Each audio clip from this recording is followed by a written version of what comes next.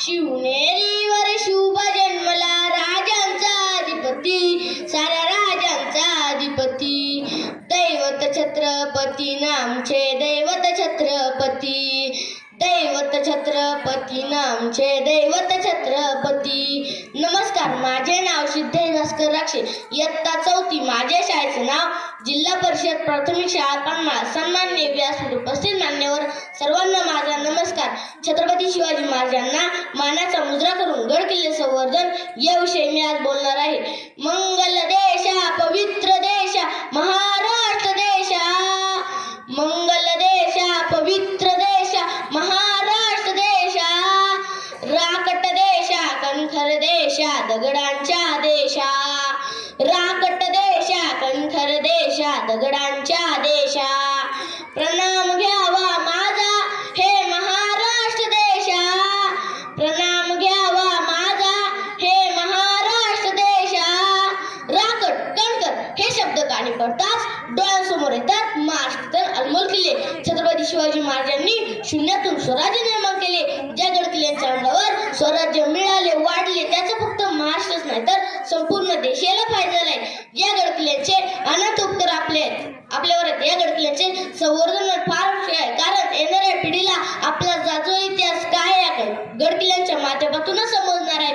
मुस्लिम राजवटींच्या आक्रमणापासून महाराष्ट्र जनतेचं ज्या गड किल्ल्यांनी संरक्षण केलं, छत्रपती शिवरायांच्या स्वराज्याचे स्वप्न सत्कारवले. स्वराज्याचा कारभार ज्या गड किल्ल्यांवर चालला, त्या गड किल्ल्यांच्या जवळ किल्ल्यावर जीव ती तुटतो. महाराष्ट्राची पुण्य होतो म्हणून छत्रपती शिवाजी महाराजांसारखा राजा या माठी जन्माला अवघे 50 वर्षी आयुष्य महाराजांना मिळाले.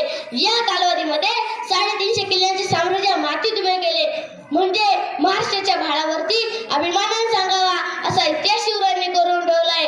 पण महाराजांच्या गड किल्ल्यांवर सध्याची काही तरुण पिढी आपली नावे लिहून ठेवत आहे, हे पण फार वाईट वाटते. ज्या गड किल्ल्यांवर शिवाजी महाराज त्यांच्या मावळ्यांनी पराक्रम केले, ज्या गड किल्ल्यांवर शिवाजी महाराजांच्या मावळ्यांचे रक्त सांडले, त्या ठिकाणी बसून दारू प्यावी, गुटखा तुकावे यापेक्षा दुसरी अजून गोष्ट नाही. महाराजांचा प्रत्येक किल्ला त्यांच्या श्रमिष्ठ मावळ्यांच्या पराक्रमाची साक्ष आहे. ते प्रत्येकाला मावळ्यांच्या रक्ताने नाला आहे. स्वतःच्या मुलाचे लग्न सोडून कोंढाणा किल्ला यासारख्या तानाजी मालुसऱ्यांनी जिंकला. सांगा आज कोणता बाप असा त्याग करणार आहे. पन्हाळगडावरून शिवाजी महाराजांना बाहेर पडताय म्हणून शिवाकाशी स्वतः पालखीत बसून मारण्याला सामोर गेले. मुरादबाजीने मोठी भीतीने पूर्ण किल्ला लढविला. प्रतापगड पाहिला तर अफजल खानाचा वध शिवाजी महाराजांनी केला. पराक्रम डोळ्यासमोरून जात नाही. स्वतःच्या जीवावर उदार होऊन बाजीप्रभू देशपांड्यांनी घोडखिंड लढविली. महाराजांचा प्रत्येक किल्ला म्हणजे सोनेरी इतिहास आहे. त्या प्रत्येक किल्ल्याला ऐतिहासिक महत्व आहे. गड किल्ले म्हणजे स्वराज्याची प्रतीक, गड किल्ले म्हणजे स्वराज्याची अस्मिता. आज महाराष्ट्राचा जिवंत इतिहास कानाकानाने नष्ट होत चाललाय. ज्या गड किल्ल्यांवर शिवाजी महाराजांच्या मावळ्यांनी पराक्रम केले, त्याच गड किल्ल्यांची आज पडझड होताना दिसत आहे. मान्य आपले गड किल्ले आधीच ढासळले होते, पण ते स्वराज्याचे रक्षण करताना तोफेचे गोळेच लावून ढासळले होते. आज अनेक किल्ल्यांच्या भिंती तटबंदी बुरुज ढासळले आहेत, पण आता झाले ते बस झाले. जेवढे कोसळले, जेवढे ढासळले तेवढे पुरे झाले. आता आपण गड किल्ले वाचवले पाहिजे, जोपासले पाहिजे. विदेशातील लोक शिवाजी महाराजांचा इतिहास असतात, त्यांची प्रेरणा घेऊन महाराष्ट्रात येतात आपल्या गड किल्ले पाहिला, पण आमचे लक्ष आमच्या गड किल्ल्यांवर प्रतही नाही. आज आम्ही छत्रपती स्मारके बांधण्यासाठी वेगवेगळ्या योजना आखतोय, चांगली गोष्ट आहे. पण खरं तर महाराजांचं पाऊल ज्या गड किल्ल्याला लागले, तो प्रत्येक गड किल्ल्यात स्मारक व्हायला पाहिजे.